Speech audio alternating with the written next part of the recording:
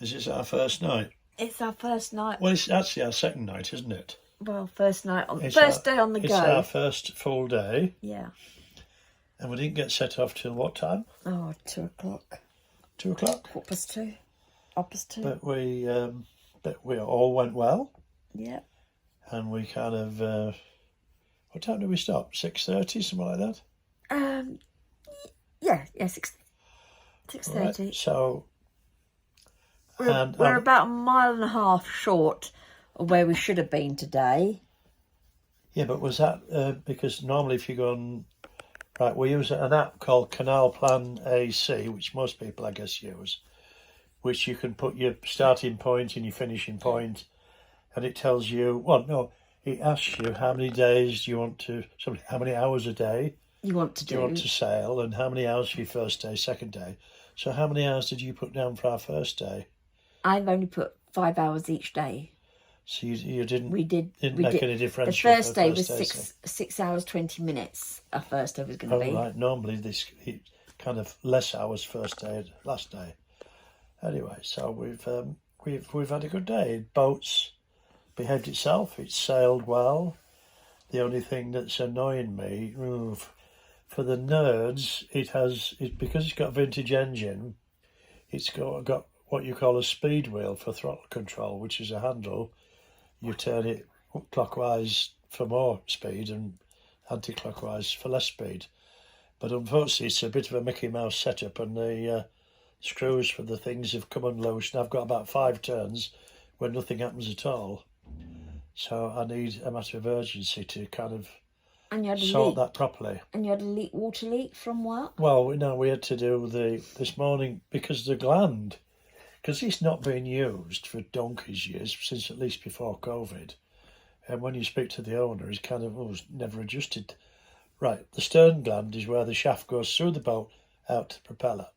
And there's a gland there which you can adjust, and where you push grease in. At the end of every day, you turn the grease, you push grease into it.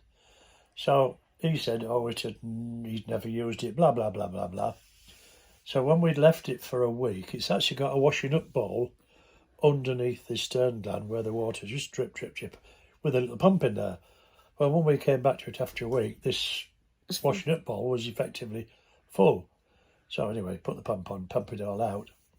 So then when we set off cruising, we went back to Bank Hall Dock where we had the boat surveyed. Lovely boys, aren't they? The dry dock. Lovely boys at the dry dock. Lovely boys. Yeah, lovely men. And so we stopped there. They're not lovely. They're just lovely. It's nice. Nice. Proper men. Despite them being, well, no, one of us a lank, and one of us is in it, like what you are. I'm Londoner, in it. Southern wussy, in it. I'm a southern wuss. She's southern wussy. And you're a northern arsehole. I'm a northern arsehole. So, so we tied up there so that I could run the engine and run the prop and check the stern gland. So we tidied up a little bit and put some more grease in it. That was kind of good. Thank you for that. And what did you find out about your diesel pump? The diesel pump? Pump, fill up the tank. Oh, well, yeah. It's because this is a boat inspector. It's got a day tank, which you fill every day, and it's got a hand-wanking pump that you fill it with. Hand-wanking pump. Unfortunately, it's got no gauge on there, and the previous owner had said, you can hear when it's full. Well, I did it the day before, and I was listening to it. I could hear it dropping in, and when it stopped, I stopped pumping. But then when I was tying up a bit better, I tied up the stern rope, and I was putting the cover on the engine exhaust chimbley, and I saw this diesel because the tank's always got a breather. So, but the hand-wanking pump fills the tank, doesn't actually have then a return back to the main tank. So I'd pumped diesel all over the roof of the bloody boat, which was not good.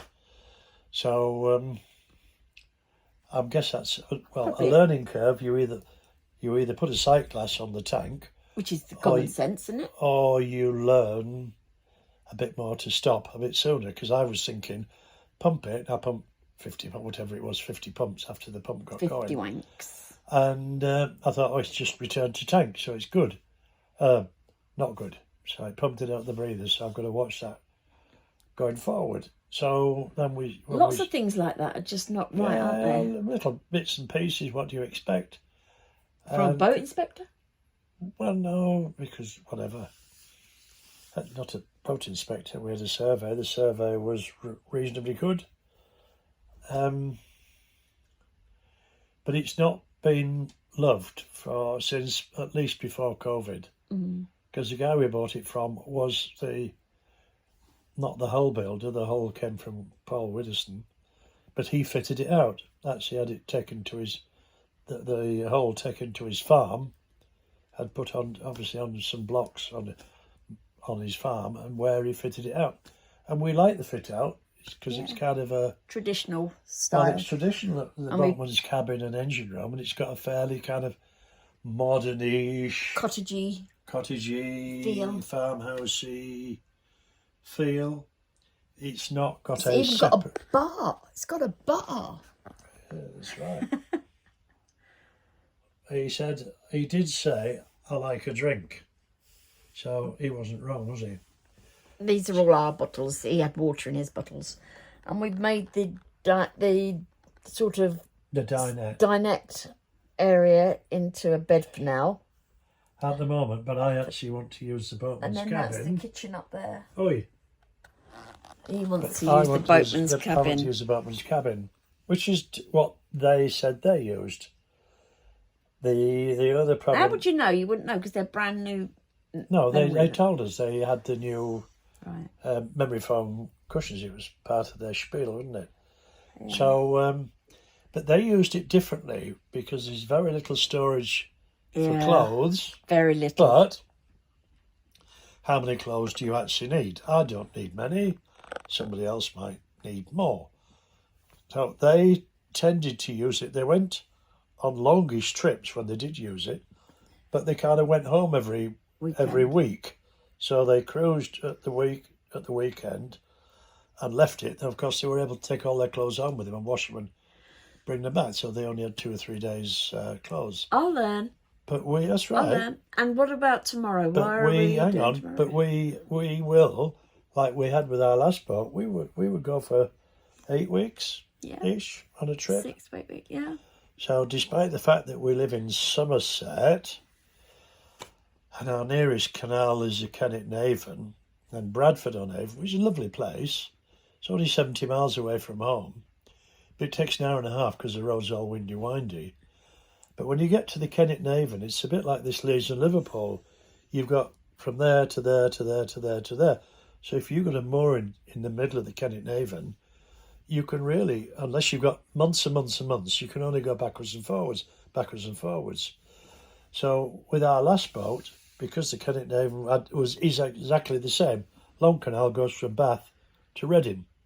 And you could only go backwards, forwards, unless you had months and months and months. And Java. So we actually kept our last boat in Braunston, in Roger Farrington's boatyard, which is a lovely place. Unfortunately, we can't get back there at the moment because it's full up. So at the moment, we've actually only got a CC licence because we don't know yet where we're going to move. It'll be somewhere in the Rugby area. And so there's no if anyone point, knows anyone, but anywhere. There's no point paying for a mooring because we're probably going to spend a couple of months working our way down. South, yeah. So here we go. That's day one. That is. Plan A. I think it worked out all right, didn't it? Yeah. We went all the way to Halifax. Unfortunately, right. Long story short, we effectively did the deal for the boat on what was Good Friday. Yeah. So we shook hands, and I'd previously rung the bank, the Metro Bank, would you believe, and said to them, because I'd envisaged that there might be a problem paying transferring that, a largish amount of money. So I rung them and said, it's not a problem. Give us a ring on the day and we'll do it with you over the phone. So, of course, bank holidays don't mean anything to me. When you're retired, I've been retired since, 68? Sorry, since I was 68, and I'm now 77, so it's 9 years. Bank holidays, Mondays, Saturdays, Sundays, they're all the same. It's like 8 days a week, Anyway. 1 day of the week. So, we tried to pay the money. Couldn't happen. No telephone banking, everybody's gone home and all that kind of stuff. Then the lady at the Failed. phone So said, then we "Try on tried the to app." do, let's make a payment On their app. Okay, we could only pay 21,000 a day. 21,000 a day, but we thought, okay, Friday, but 2 or 3 days, we've got it paid. So then we tried to pay, and that didn't work. So I thought, oh well, I wonder if it's if I do bank to bank. So I tried to make a payment to your bank, Starling Bank, which is great. Never absolutely been great with us, and they couldn't do that either. And it's only when you ring up next morning, again to the telephone line, and you've got to argue like hell for them to talk to you, that they said, "Oh well, you've actually got to." Oh, going to your shop. I've banked for 72 years, and I've never had to do this. So you could authorise somebody to make a payment to them. Never had that in my life before, so didn't know it. So okay, so I spoke to her over the phone. Eventually, authorised somebody, the original owner, tried to make the payment. Little red thing. No good. Didn't work. Scam alert. So then you ring the bank again. They tell you to go to the bank. They go to Metro. We then rang from the boatyard. We got back to the boatyard, rang the bank again and say, it's been blocked. Oh, you can't. It's been blocked. But if you go to the bank, the nearest, given us, we're in Burnley now, where the dock was. The lovely dock. We sit for 2 hours in Manchester. Hang on, what's the dock called? Bank Hall Dock. Bank Hall Dock in Burnley. Lovely guys. They were the lovely guys. So we were told then to go to the Manchester branch. So we go that 40-mile round trip, sit there for 2.5 hours. We argue as much as we can. 2.5 hours. And they couldn't help us, although they saw the ID and the signatures, and we were exactly who we were. So, and it turned out, listen, I'm telling the story, it turned out that they didn't just block that transaction thinking it was scam, they thought the whole account was scammed. So they blocked the whole account. So all our money was tied up, and we can't even get £500 out cash. Right. So we end up staying an extra 3 days in a place we didn't want to be. But even the bank in Manchester said, "Oh, try ringing the phone line again tomorrow, because it may have been unblocked by then, because they did everything good, email, nobody working. I know it's a bank holiday, but unfortunately the world doesn't stop on a bank holiday. You'd think they'd at least have if they can go click with the fraud button, scam, they should be able to unclick it with a scam as well." Yeah, you would think so. Anyway, we got home and we wrote a letter an email to the CEO, Daniel Flanagan or something, in Bermuda. Yeah. That got nowhere. But shortly after, it was released. Tuesday, it was released. It had been cleared, so we were able to pay the money on Tuesday. Money was paid within an hour. But the problem then is, because it had to come out of the dock on the Monday, because the boats out, boats in on the same day. Now we paid a deposit, because what we didn't say, we actually went back to Starling and we were able to pay some money, like a goodwill gesture. That's right. Well, we'd already paid a deposit, but then we paid some more. So who owned the boat? Us or him? So we had to go and leave it. His choice was the nearest marina. That cost us £120 a week. Reedley Marina. And that cost 120 quid for the week. So we then went back on Sunday to move the boat on Monday. So Sunday night, of course, we've got no coal, and we've actually got no electric. We plug it in, there's no electric working, nobody's said anything, the office is shut, you ring them up, emergency numbers. Can we have some electricity in the marina? We thought 120 quid was quite expensive, but it's because of our services. And but you still have to pay for the services. The clubhouse, the pub, beautiful, was lovely up above. Food and the atmosphere was good. Lovely, great. So that was good. But no coal and no electric. So we managed. Well, we had to go to Halifax 20 miles each way. How lucky to find a coal merchant open on a We couldn't on a find them Sunday. in the Tesco's or B&Q or B&M's. Well, this is Barnsley, which is a bit coal of a... country, isn't it, really? Well, I don't know. I don't know about anywhere else. Anyway, we've there was never... nowhere in any of the garages locally. We drove past every garage we looked in. But I know that if we're in Braunston, where we used to be moored, you go to the supermarket top of the road. Yeah, exactly. You've got coal outside. I know.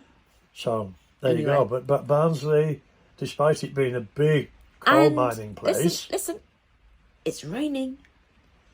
Let's well, hope for another day tomorrow. It's precipitating. They say it's going to be pretty average tomorrow, and it's going to be a better morning than an evening, apparently. So we better get up early and go early. Skin doesn't leak, love.